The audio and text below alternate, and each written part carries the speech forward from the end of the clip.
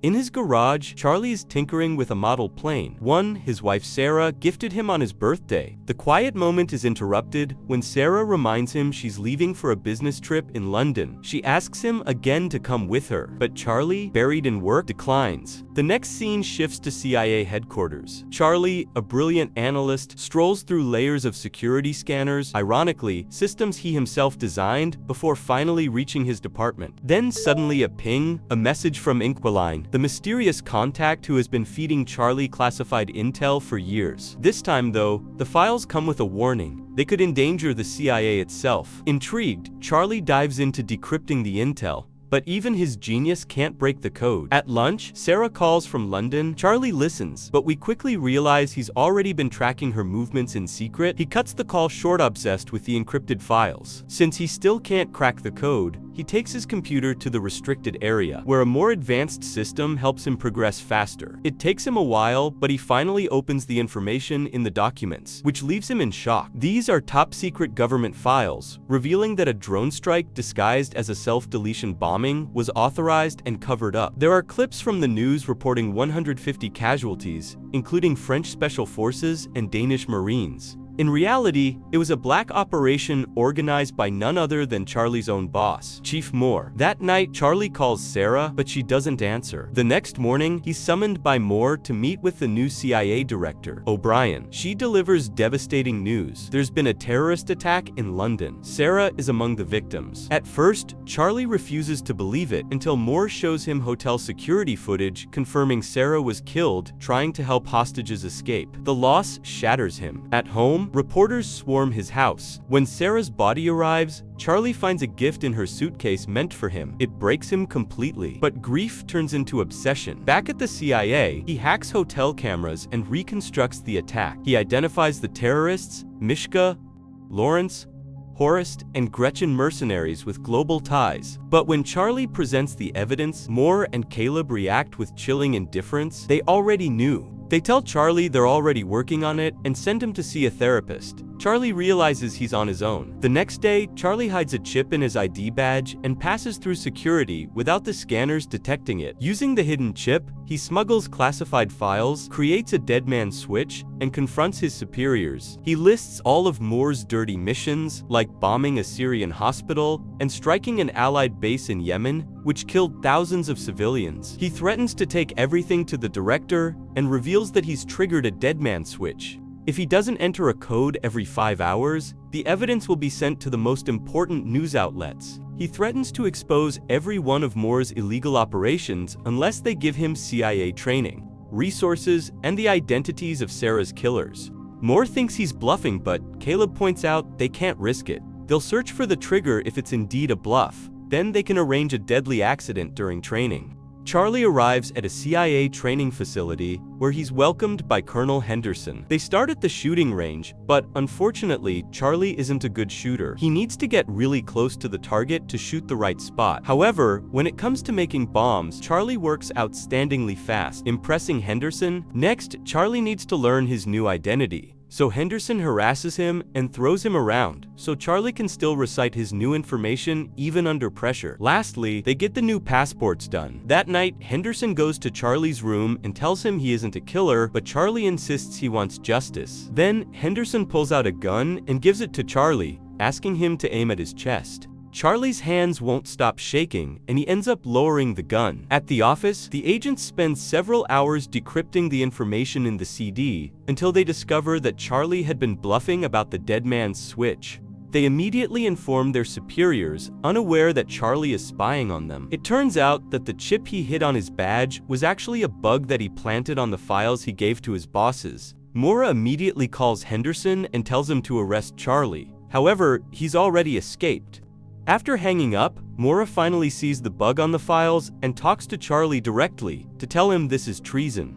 Charlie gets rid of his earpiece before boarding a plane. Once Charlie reaches London, he goes through customs and starts making his way to Paris. His fake passport appears in the CIA's computers, so Moore sends Henderson after him In Paris, Charlie rents a hotel room near the restaurant where Gretchen is frequently seen. Eventually, she shows up and is close enough for him to start tracking her phone. Charlie then spends the day outside Gretchen's building and waits until she's gone. When a tenant comes out, he uses the chance to get inside. Then he follows an online video to pick the lock of Gretchen's place. Charlie begins searching the apartment and takes pictures of Gretchen's schedule. He also finds a gun in a drawer, so he decides to keep it. At that moment, his tracker warns him that Gretchen is coming back, so he rushes to the stairs to wait for her. However, when she finally comes home, he can't pull the trigger. Feeling disappointed, he rushes back to the hotel and pretends Sarah is waiting for him. After calming down, he takes a close look at the pictures and learns that Gretchen has been going to the hospital often.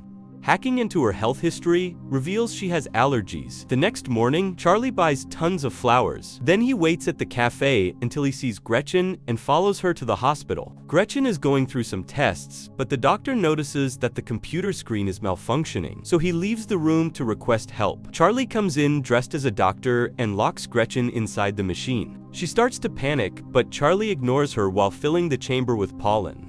The doctor and a nurse hear the noise, but the door is locked too. Gretchen starts to get weak because of her allergies, and Charlie says he'll help if she tells him where to find Horst, since he's the one who shot Sarah. The allergies don't let Gretchen talk, so Charlie opens the chamber, only for Gretchen to push him against the desk. They start fighting all over the room, throwing each other against every piece of furniture. Charlie takes out his gun, but Gretchen brings him down and opens the door to finally run away.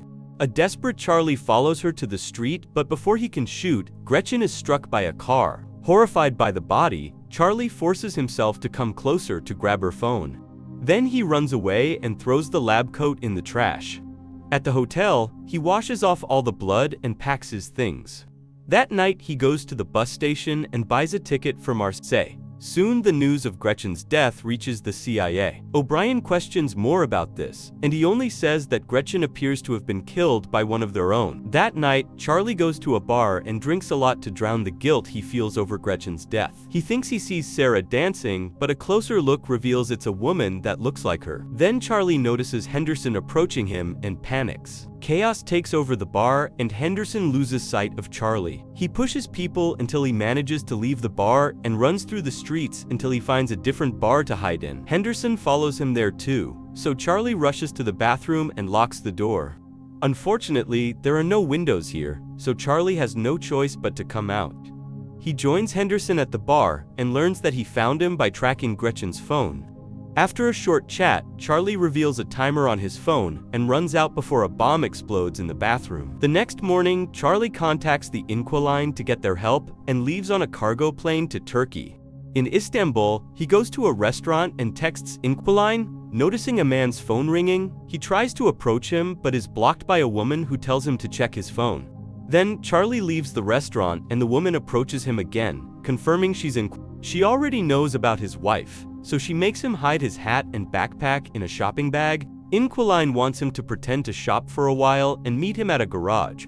Moments later, Charlie meets with her again and she drives him to her home.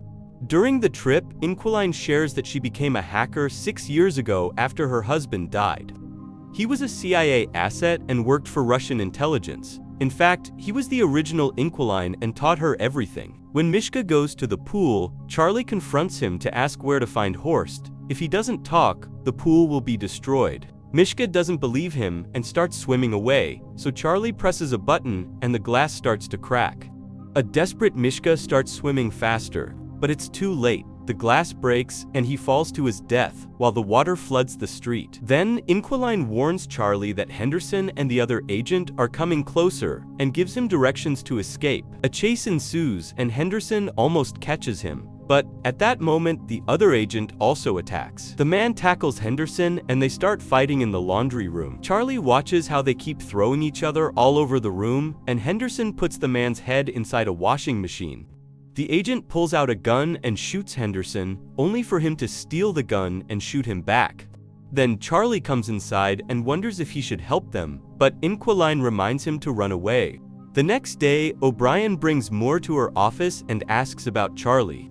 Moore says he's on bereavement leave and she lets him go before revealing she's got footage from the hotel. Meanwhile, Caleb and his team look at the same footage and realize Charlie had help. They look at Charlie's encrypted chats and finally find the messages from Inqualine. After a long search, they discover the file of the dead agent known as Inqualine and guess that his wife must have taken over. That night, Charlie and Inqualine agreed to sleep next to each other just for company. However, they're woken up by Inqualine's birds screeching, and they see a bunch of agents approaching on the security cameras.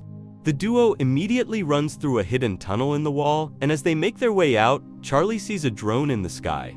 By sneaking into another building, the duo manages to keep going and leaves the neighborhood right before the agents storm into the house.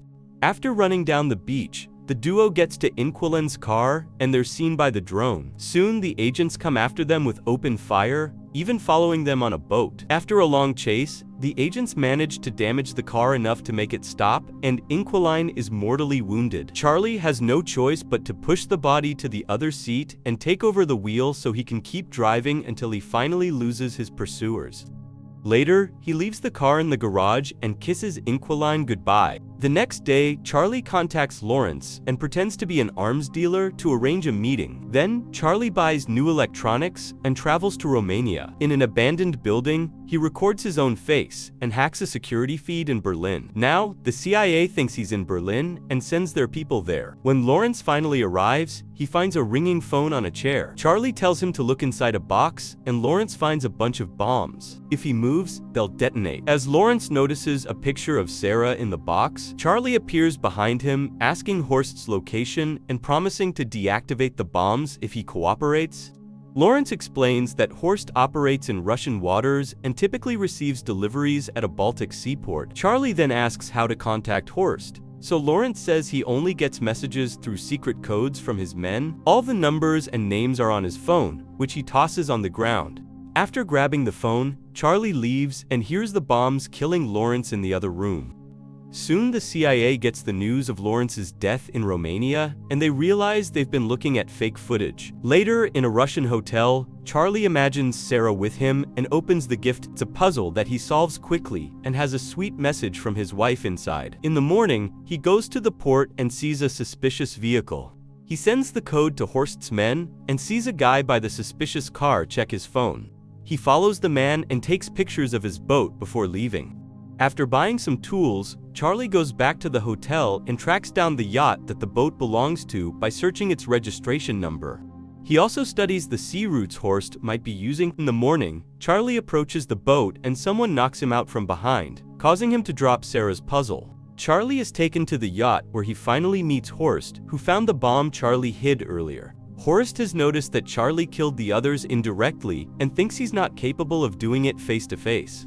He hands Charlie a gun and asks him to do it, but Charlie can't and puts the gun down.